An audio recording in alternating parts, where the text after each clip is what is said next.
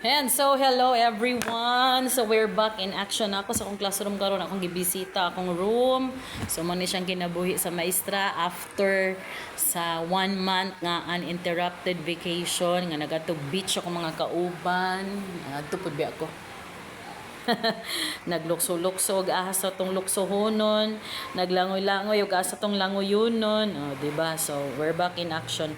Ang uban akong kauban naghandle na og aral program. So na sila aral program, I think it's all about reading and numbers. So itong uban diya nga napay problema sa reading, pwede mo moapil sa aral sa inyong mga eskwelahan. So na ako diri kay akong gi partial hinlo lang sa ni kay hugaw kayo akong classroom no. So kung teacher ganita kinahanglan gid nato at imanon atong classroom dito pwede miingon nga ugma nak sa kuan mo adto.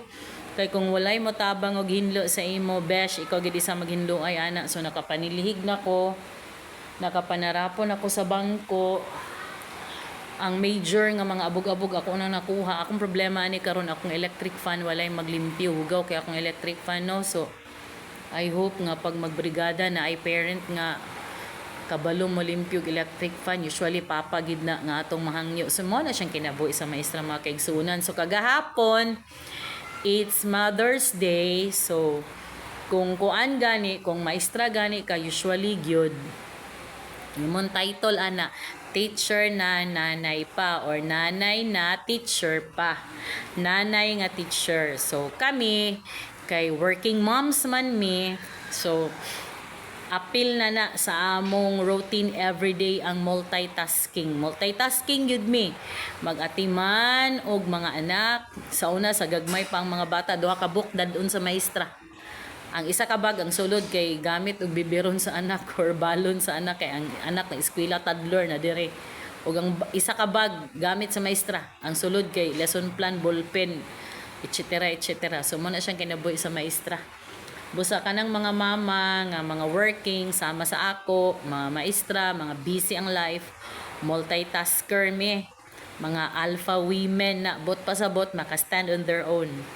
Kay survive gani na sila, mo trabaho pa mi, magatiman pa sa mga anak, but still, diba? But still, take note how we manage to smile.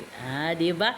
We manage to laugh. We manage to smile. Diba? So, yung ana na siya, basta gani working mom, kana siya apil na sa sabot daan nga multitasking gyud ka, dili lang sa pagkamama, apil na sa imong trabaho sulod sa classroom ug asa ka nga office, apil na pud ang pag-atiman sa imong mga estudyante ug ang pagpakisama sa imong mga kauban. So that is a life of a working mom, especially kung teacher ka. Makarelate gid ang mga working mom ani ug ang mga teacher. So sa atong tanan, hapit naman paniud to na si Ante din sa room nagtabi-tabi, chika-chika ra no. So enjoy nato atong week. Kay magsugod na og anhi dinhi. So balikan ko ni akong classroom sunod adlaw.